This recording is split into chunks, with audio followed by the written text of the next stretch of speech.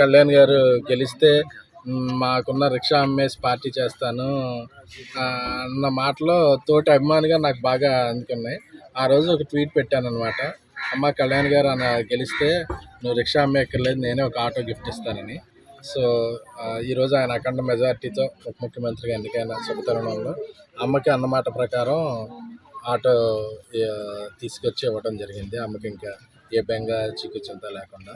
So అందుకని ఇక్కడికి రావడం జరిగింది. హ్యాపీగా దాని కాదండి, అంటే రిక్షాకి అప్గ్రేడ్ ఏంటంటే నెక్స్ట్ ఆటో కాబట్టి అలా అనుకున్నాం, కానీ దానికి సినిమాకి పబ్లిసిటీకి ఏం సంబంధం లేదు. అన్నం ఉడికిందో లేదో తెలియడానికి మొత్తం తినక్కల ఒక మెతుకు సరిపోతుంది. అలాగా ఆయన మార్కు చూపడం అనేది తొలి రోజు నుంచే మొదలైంది.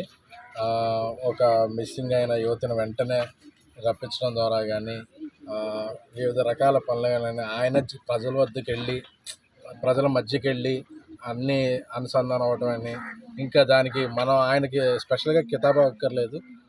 అందరూ ప్రజలు చూస్తున్నారు, రాష్ట్రం చూస్తుంది, ప్రపంచం చూస్తుంది, దేశం గమనిస్తుంది.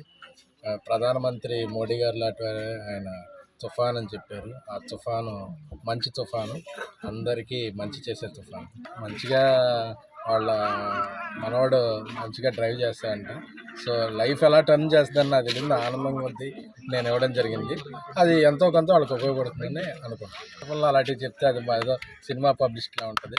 అన్నిదా భావించకండి, అది మరొకసారి చెప్తాను. For more videos like this, subscribe Big TV channel.